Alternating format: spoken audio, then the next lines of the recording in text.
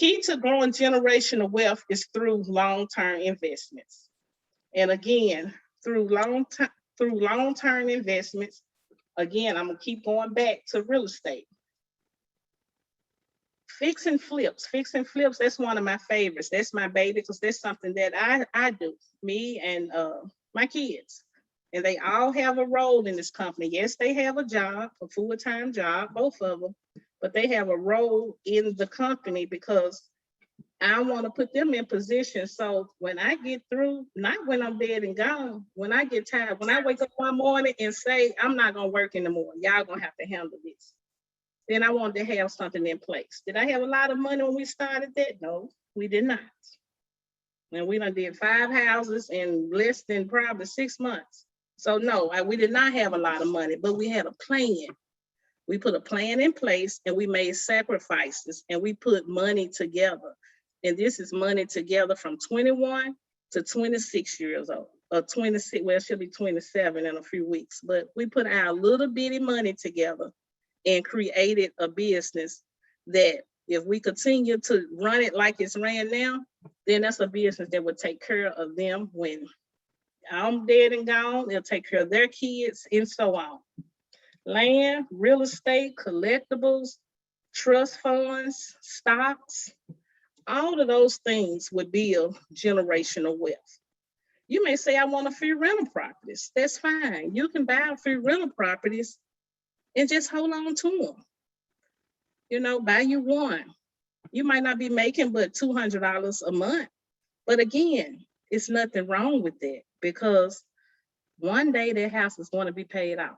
Or you're going to pay it down. You can refinance it if you pay it down. You can go buy you another house and then another house. And then guess what? You look again, you look up, you end up with like 15, 20 houses just in a blink of an eye.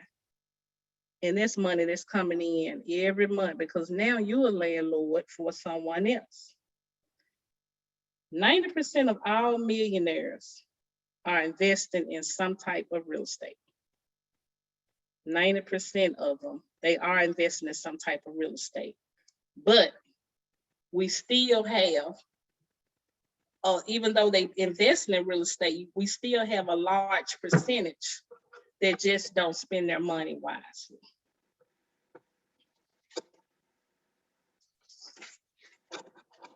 Any questions? Next slide.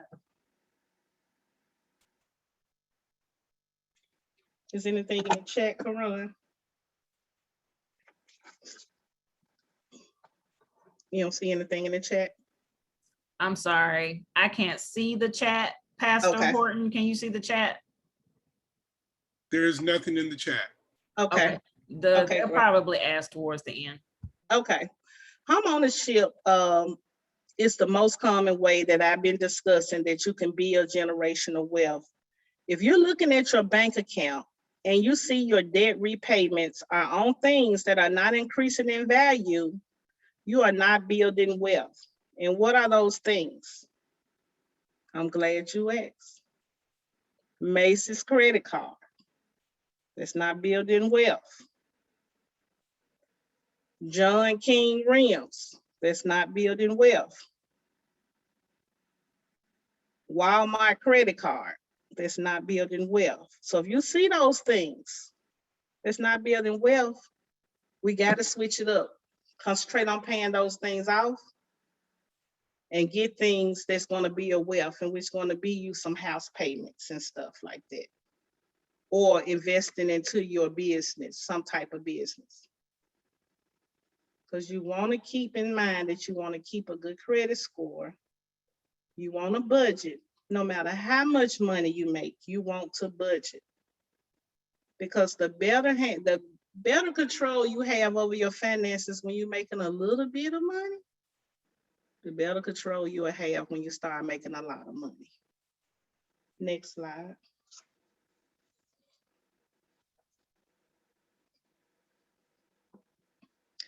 What does the Bible say about generational wealth? Because we are in Bible study.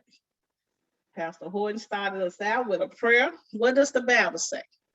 Proverbs 28:19, in which is the ESV version. That's the English Standard whoever works his land will have plenty of bread, but he who follows worthless pursuits will have plenty of poverty. And then Deuteronomy 8:18, the New International Version. But remember the Lord your God, for it is he who gives you the ability to produce wealth, and so confirms his covenant, which he swore to your ancestors as it is today. Again, you take care of your finances, be connected to a church, take care of your church financially, do what God asks for you to do, and watch the overflow. Victoria, there's a question Okay. in the chat. It says, what are the steps to purchasing real estate that you desire to rent out? If you decide to, I think I understood right, you decide to like purchase real estate that you're going to rent out, correct? Right. Okay, I want to ask a question before I answer that. Will this be purchases made after you have already bought a house to live in? Yes. Okay. So the first thing that would be considered an investment loan. That would be considered an investment loan since you already have one house in your name. Any houses that you buy outside of your first house is an investment loan.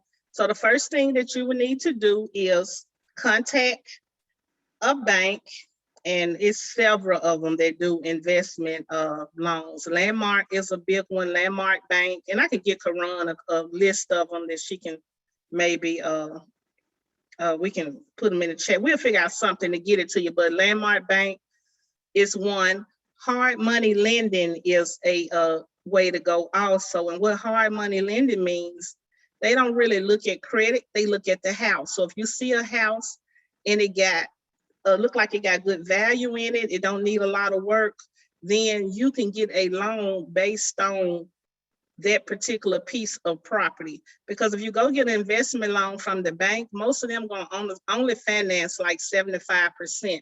So you're going to be coming out your pocket for the additional amount of funds. And it's different ways around that, how you can come up with it. Like you have places like Navy Credit Union, Wells Fargo, but they kind of stopped kind of give. They used to just give, they still may be giving, they was giving, for example, a $20,000, just an unsecured debt loan. That's a loan where they didn't have to attach any collateral or anything like that. But you could come up with that down payment, and that's the way how you can purchase it. But the first step is to go ahead and get you a pre-approval at a bank, just like you did when you bought your first house. And then from that point, you will find out like how much they'll give you. Sometimes they will give you a credit line. Like if you have a bank that you have a relationship with and they look like you're pretty solid, they might say, okay, we're gonna give you $100,000. You can go buy however many houses that you want to buy for $100,000. You know, that's an option that you can do also. If you need only a little money, you can go to some of these unsecured debt folks. You can see like American General Finance. Yeah, they have a higher interest rate, but if you know you need just a down payment, you can get some of those funds for down payment. And then once you fix the house up, you can refinance it, and then you can pay that high interest rate unsecured loan out. Did I answer your question? And then once you get approved, then you call Karan or me, but you call Karan, you all, because Karan that's my sister. We at the same office. But you call Karan and she will find you that investment property and you fix it up and put you a tenant in there and you're making money. Just that easy. You get you a lease. And they got free leases online, y'all. When you download your lease, get you an attorney to look over, make sure you're covering all the bases. And then you'll have your first piece of property. Any more questions? Next slide. Any more questions? Someone got a question. I have a question. I have a question. Can you share? I know you talked about a little bit about the process of purchasing a home. Can you kind of talk about it from the pre-approval stage to finding a home that they want, putting in an offer and what that kind of means, and then going to the closing. Yes. So you decide you want to purchase a house. The first thing you would do is contact a realtor. And once you contact that realtor, they will connect you with some of the preferred lenders that they may have a relationship with based on your credit situation. If your credit has some challenges, then we have lenders that work with those that have a few challenges. And then we have some that you may have an 850 credit score. Then we have lenders that, you know, can give you a pretty good loan product. But once you set up on the agent who you want to use, you get your pre-approval, they may tell you, okay, you're good to go. You can go buy a house for $200,000. Well, they're going to tell you what their note is. The lender don't see your lifestyle. So they might say, okay, you can afford $1,500 payment a month. Just because they tell you that, that does not mean to go out and get you a $1,500 note, because again, the bank do not know your lifestyle. And so if you know you eating at Ruth Chris every weekend and you want to go to the movies twice a week and you at Five Guys twice a week, guess what? When it's time for that $1,500 to be paid, you are short. And now you can't make that payment. So they're only looking at what's reported to your credit bureau, but only you can let your agent and your bank know, I don't want to note over $1,000 because I got a lifestyle that I don't want to change right now. I want to continue to do some of these nice things and travel like I was doing before I bought a house. So once we start looking for a house, we get that squared away on your note. We start looking at houses. During that process, you cannot, and I mean cannot make any new bills whatsoever.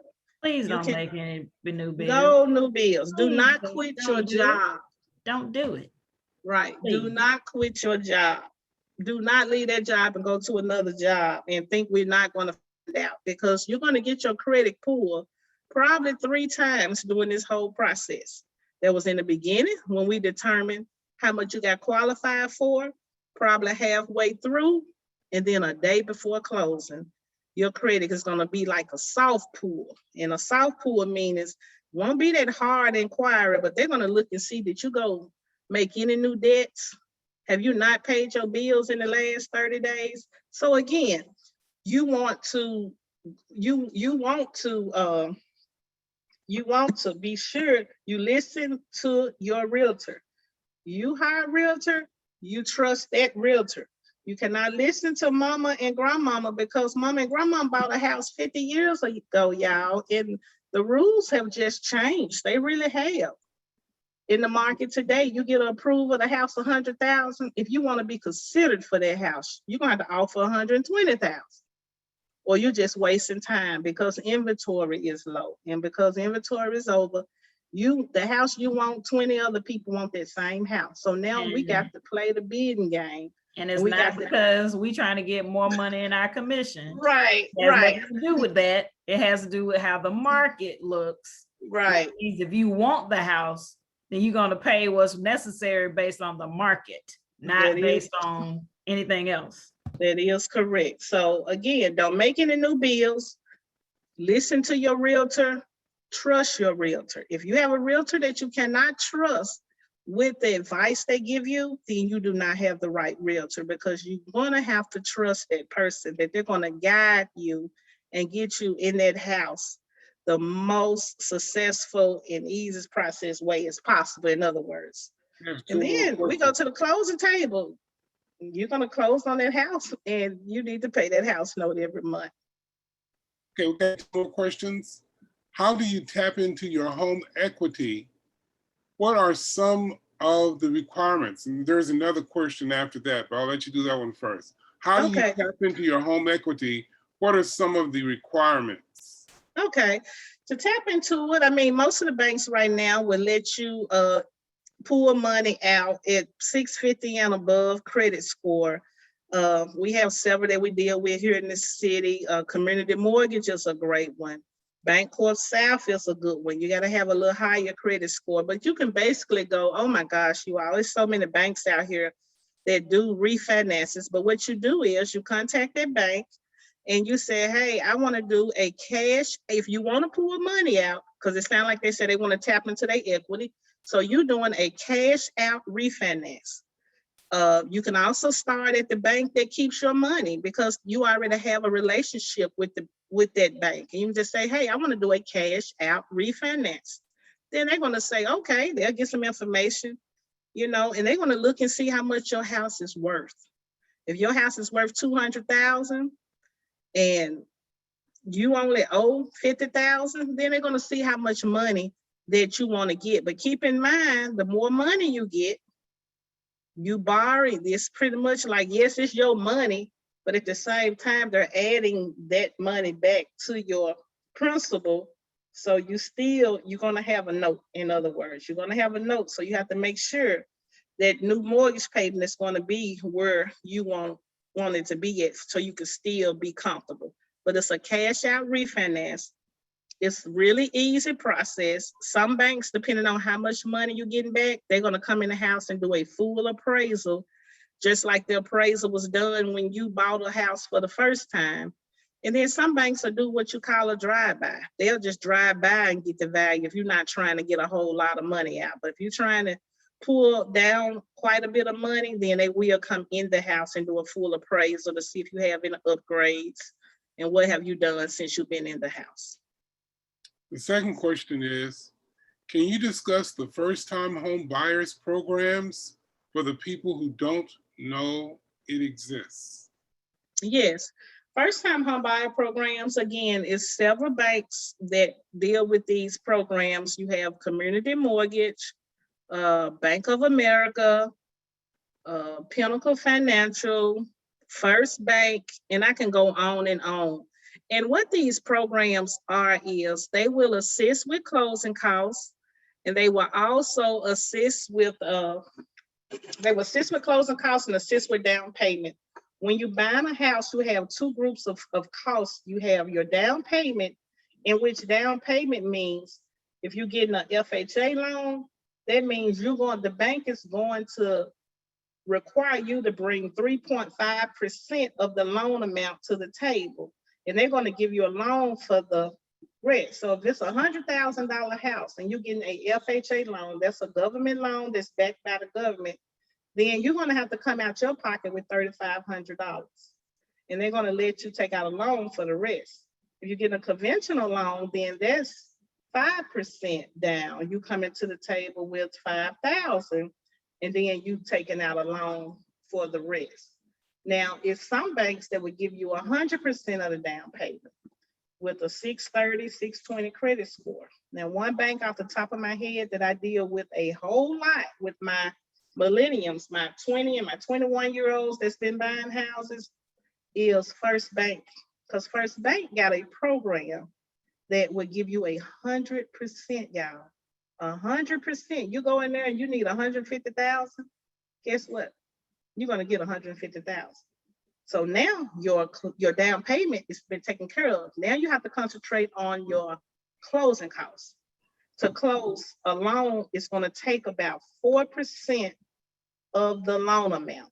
It's just a rule of thumb. That's not an exact figure, but a rule of thumb is it's going to take 4% of the loan amount. So if it's a $100,000 house, your closing cost is going to add up to about $4,000 or a little over $4,000. Now, where you get that $4,000 from? Good question. You have THDA, in which that's a grant-funded down payment type program. They will assist with closing costs, and then you would carry back a smaller mortgage that you would pay with your mortgage. It's super cheap, y'all. You pay like $50 a month for the next, I want to say 10 years.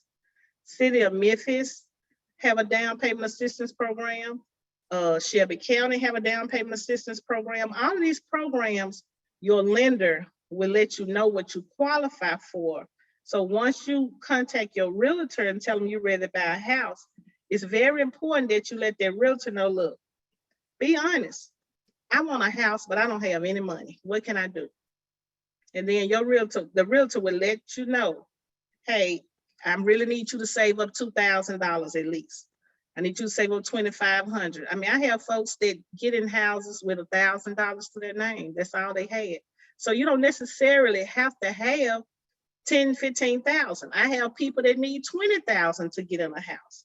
Because once you get in a certain income bracket, then a lot of those programs are not going to be available for you. So those situations going to be on an individual case by case basis, depending on what's going on overall with your credit. That's why it's very important to keep the credit intact at a very young age. You need three debts on your credit report to buy a house. That's called trade lines. You need 3. So if you pay a credit card off, do not close that account. You need 3 open accounts. And it could be a credit card. It could be, if you don't have a credit card, you may have a parent with A1 credit and pay their bills good. Ask to be an authorized user. Say, Mom, I'm trying to get in position to buy a house. Can you add me to one of your cards that you're going to pay the bill on time? Have that conversation. Because Mama might not want to pay those bills on time. And then Mama done mess you up. So talk to Mama and say, hey, I need to be an authorized user because I want to start establishing my credit instead of going out trying to get all these credit cards that we talked about earlier tonight. That's going to put you in a bad situation. If you know you don't have that willpower to have a credit card, don't get the credit card. But again, back to that question was, get with your realtor and they're going to connect you with a lender that's going to have those down payment assistance programs. If you know you don't have all that money that I just went over, the down payment and closing costs, you let your realtor know, I need some assistance. Do not be ashamed because you're making a good step by contacting a realtor saying you want to buy a house. That was a good step. So that realtor is going to help you find the money that you need. Victoria, what's a good credit score number?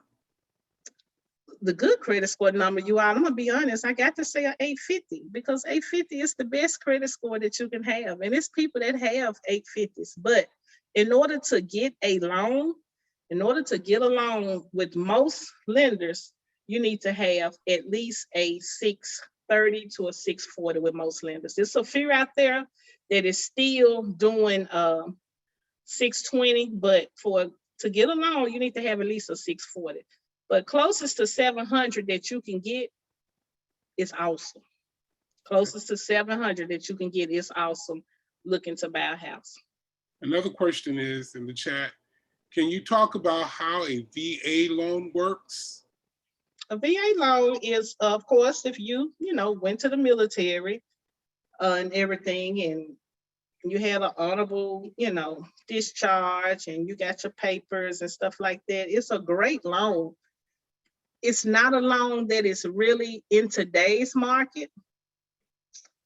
Sellers frown upon VA loans, unfortunately, just like they frown upon FHA loans because those loans, it's 100% loan, which is great because now you only have to deal with a small amount of closing costs, in which in most cases you can get the seller, in a not in today's market, but you can get a seller to assist with closing costs and stuff like that. But the reason I say they frown is because when the appraisal comes out, the appraiser looks at these houses, you all, with a fine tooth comb, and that house really cannot but it can't really have a shingle missing, or the seller's going to have to fix it if they want to move forward. Well, a lot of sellers now, they have got very cocky. I'm just going to be honest. And they put their house on the market and they see all these houses going for top dollar. They don't want to do anything. They don't want to take out the trash. They don't want to wash dishes. They just want to get the agent to come and put a sign in their yard, and they want to sell it with holes in the walls and everything else. They don't want to do anything and they want top dollar. So if they're looking at 3 offers and they got a VA loan, a conventional loan, and the FHA loan, 9 times out of 10, the conventional loan is going to win. And if they got a cash deal on the table, meaning someone is coming to the table with cash, then it's going to knock out all the rest of them because that's almost guaranteed. They ain't got to worry about a bank saying, we declined the loan because Junior went and quit his job a day before close. They got almost guaranteed funds. So a VA loan is a good loan. It's a very good loan, but just not in today's market. I'm just going to be honest, not in today's market. Next question. This is not in the chat. I'm just asking this question. What if you're making just a small amount of money on a monthly basis and you're just barely making it and you're able to, give your tithe and offering, you're able to pay your your rent at the house, you have a hoopty car and you're just barely making it with that, you can save maybe $100 a month. What would you suggest a person to do as far as, you know, as trying to get into a house if they only have, because they're not making that much money? The best thing they can do, to be honest, is it's really, we have to find a way to get some more money, some kind of way. Whether we find a, maybe they have a close loved one that would mind, they kind of might be in the same situation and not making a lot of money, but they might consider, you know what, why don't we just get this house together? And it's closets and stuff that they can put in and put on the deed where everybody is protected.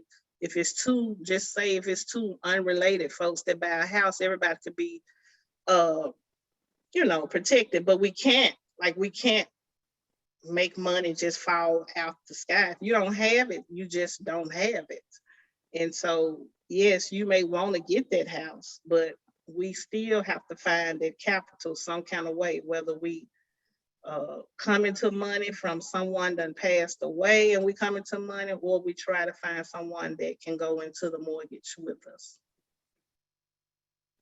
But continue to save, still continue to save, because you never know what call you're going to get to put you in a situation to buy a house with a very little money. It's people that's losing houses to $5,000 worth of back taxes. Just all kinds of ridiculous numbers. So if they just continue to save something out of that $100, you know, that's $1,200 at the end of the year. They just don't, you just won't know when they would be at the right place at the right time to get a property that someone is probably about to lose. I don't see any other questions. So I'm asking some myself. Okay. Sister Victoria, have you heard of churches buying property and renting it out or using it as an investment? Have you heard, or do you have any examples of that? Yes, I mean, churches, they do buy properties. Sometimes they will do, they would buy properties and they would let those properties be, if it like falls, because a lot of churches that do that, they let it fall up under like their 501c3. So they structure it to where it's more of nonprofit, like not for profit, meaning they had a family at the church that may have got burnt out, or someone may have lost a job, and you say, okay, here's a house that you could stay in for 30 days, and you know, or I need you to pay X, Y, and Z. Well, that's way lower than they would have paid if they would have went to a hotel. So you're still making money, but you're not making money for profit, if that makes sense. Yes. Yeah, you may have a situation where a member is in a domestic violence case, or all kinds of stuff, and they just need somewhere else, you know, to stay. And you can base the payment on a case by case on what that person can afford, almost like the places you go to and they have sliding scales on income, you know, and you let a person pay something. And just imagine if you had 10 of those properties and someone is paying a little bit of something every month, then that's what you consider that long-term investment, because eventually those houses are going to be paid off. And some of them you could have got for free. Some folks just give properties to churches. Okay, there's another question. It says, would you advise, say, 3 or 4 college students to go on a house using their housing money, or, I'm sorry, I can't see all of it in the chat. He's saying, would you advise 3 or 4 college students to go in on a house using their housing money, or is that too risky? That's too risky. To buy a house or to rent a house? I think he was talking about buy. Yeah. Yes, that's very risky. I'll do one person, but after you get with one, I mean, after that one, you're talking about 3, 4 people.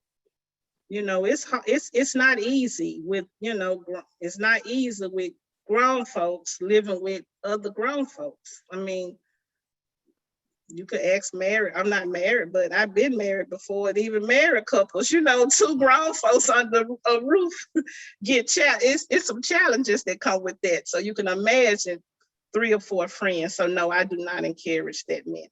But I mean, one person, yeah, one person, and that person, you know, you're pretty close with them. But again, have to be someone you're really close with. And if one of those folks, you know, got married or something, the other person still need to be in position to, you know, still be able to take care of their end of the mortgage because their name's still going to be on I said, that's what I thought, LOL. it. Okay, any more questions?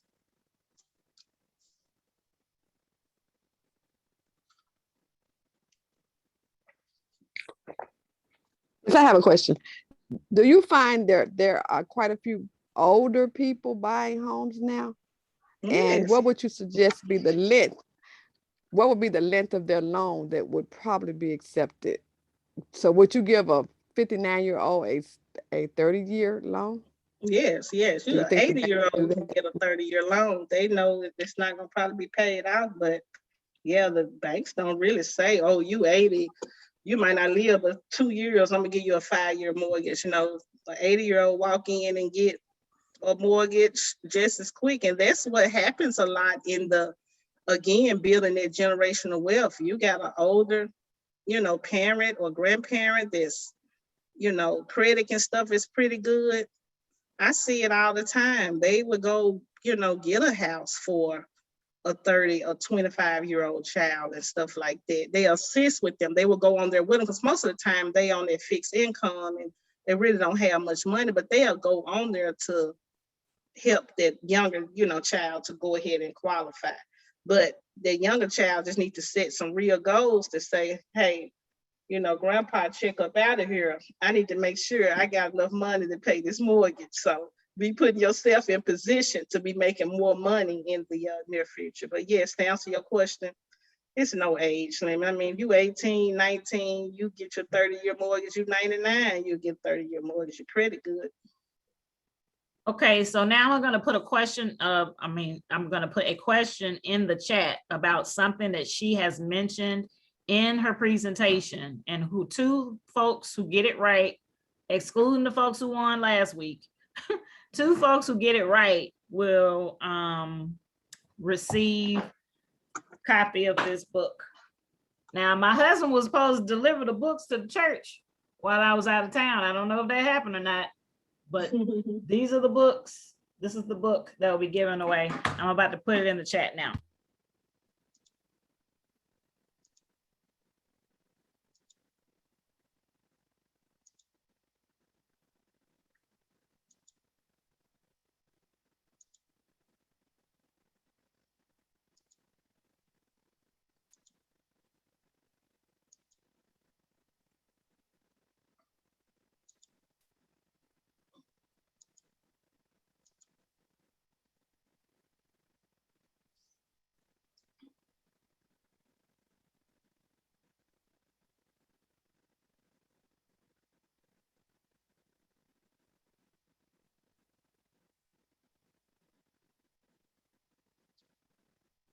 I got one person. So the question is, okay, good, it's coming through.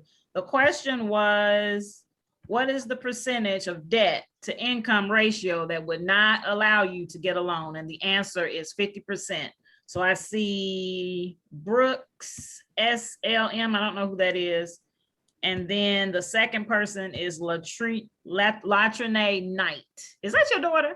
It is. I Okay. didn't even know she was on here. Okay, so Latrine will get a book, and I'm not sure who That's Brooks. LaShonda Brooks. That's my best friend. Okay, wonderful. All right, well, I'll make certain I get the books to you then, so that you can give them to them. Okay, great, Thank you, guys. So everybody do one thing for me. Take your phone off of mute. Take your phone off of mute, and I want you to repeat after me.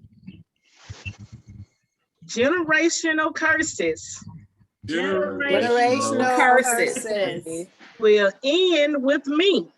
will end end with me. Begin with me.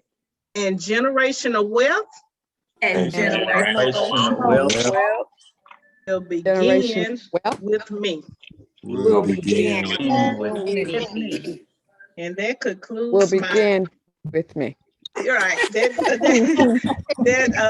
concludes my presentation. I hope you all picked up some nuggets, from today. Again, I want to thank Pastor Horton, Karan, for just thinking about little old me, you all. But I love this field that I'm in, the building generational wealth. I love working with these young folks and just trying to keep them on the right path. I want to thank those that joined in, some of my friends. I think I saw one of my other besties, Rachelle.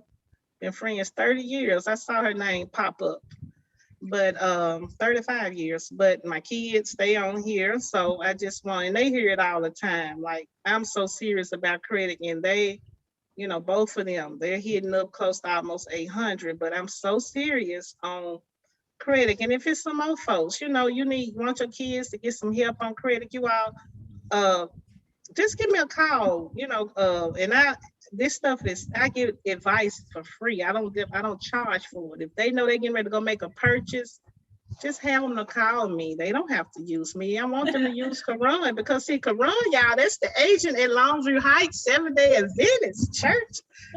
But they That's can call, right. they have some questions, and then we're gonna make sure Karan get that that deal, so they can get them, their house and stuff like that. But Or it might be an opportunity also to do another session, probably not this month, but in the future, to talk about how to invest in homes to build wealth. So we can talk about that, because I think there were quite a few questions along those lines. Yeah. okay.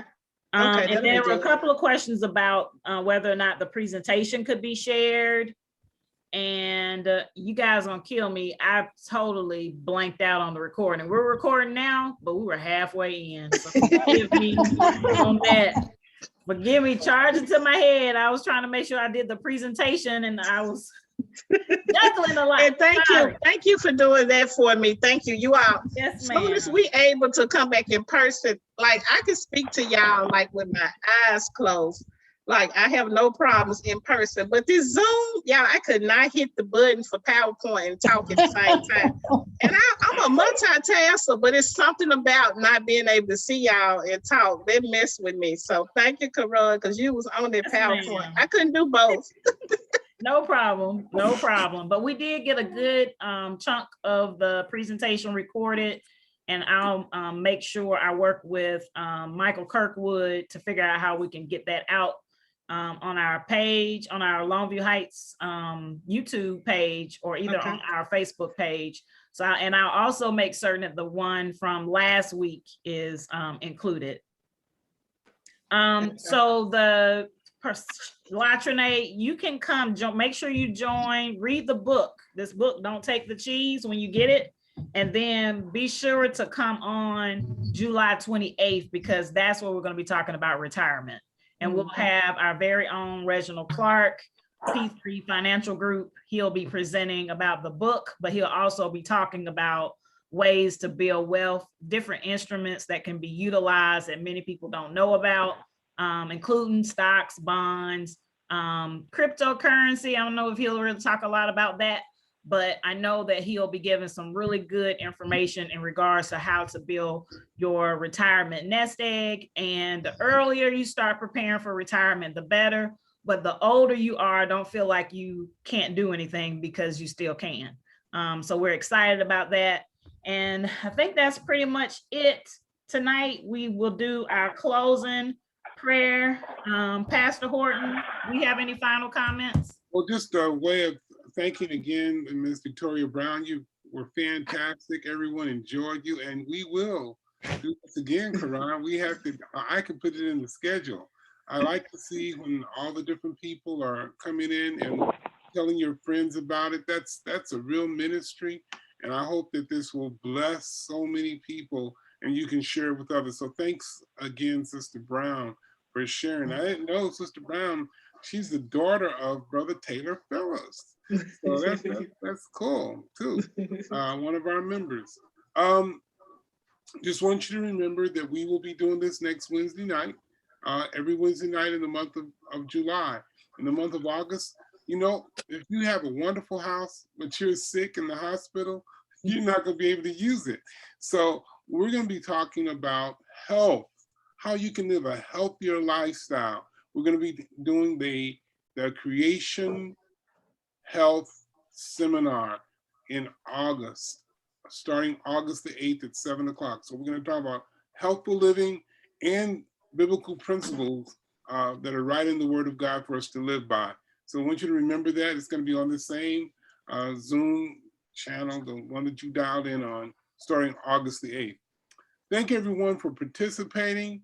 We're going to have our closing prayer at this time. Let's bow our heads for prayer. Again, Father, which art in heaven, we're so thankful that you want us to prosper and be in health.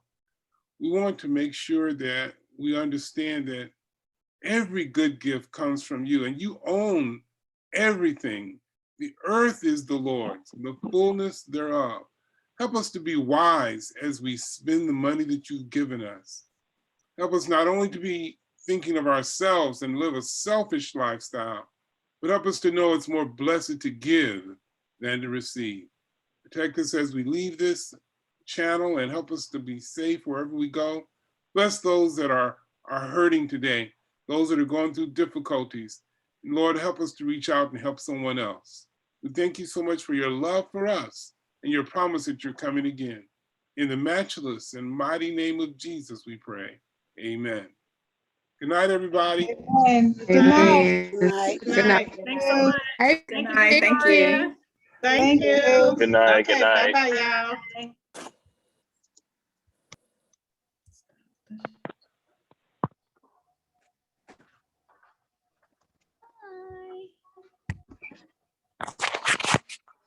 I'm late, but bye, everybody. I'm trying to